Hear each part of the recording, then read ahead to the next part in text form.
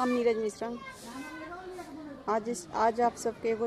विदाई गीत सुनावे जा रहल बने। जब लड़की के शादी होला, लड़की के विदाई होला, उस टाइम में तो गीत गावे के केहू के समय ना रहेला कि केहू गीत गाई, लेकिन फिर भी ई गीत बनावल बा तो हम गावत हनी। अगर गीत अच्छा लगी तो वीडियो के लाइक करब, शेयर करब और हमरा चैनल बाटे शिवांश दुबे, एके फॉलो करें। धन्यवाद। नाउनी ओढ़ावेली चादरिया चलन की बेरिया, नाउनी ओढ़ावेली चादरिया चलन की बेरिया,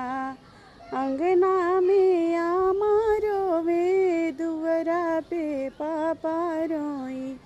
अंगना में आमारो वे दुवरा पर पापा रोई, छूटतारी प्रेम की पुतरिया चलन की बेरिया, छूटतारी प्रेम की पुतरिया चलन की बेरिया, नाउनी ओढ़ावेली चादरिया चलन की बेरिया, अंगना में चाची रोवे दुवरा पे चाचा रोई, अंगना में चाची रोवे दुवरा पे चाचा रोई, छूटतारी प्रेम की पुतरिया चलन की बेरिया, छूटतारी प्रेम की पुतरिया चलन की बेरिया, नाउनी ओढ़ावेली चादरिया चलन की बेरिया, अंगना में भाभी रोवे दुवरा पे भैया रोई,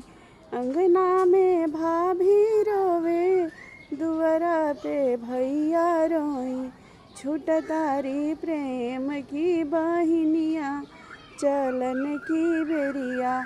छूटतारी प्रेम की बहिनिया चलन की बेरिया।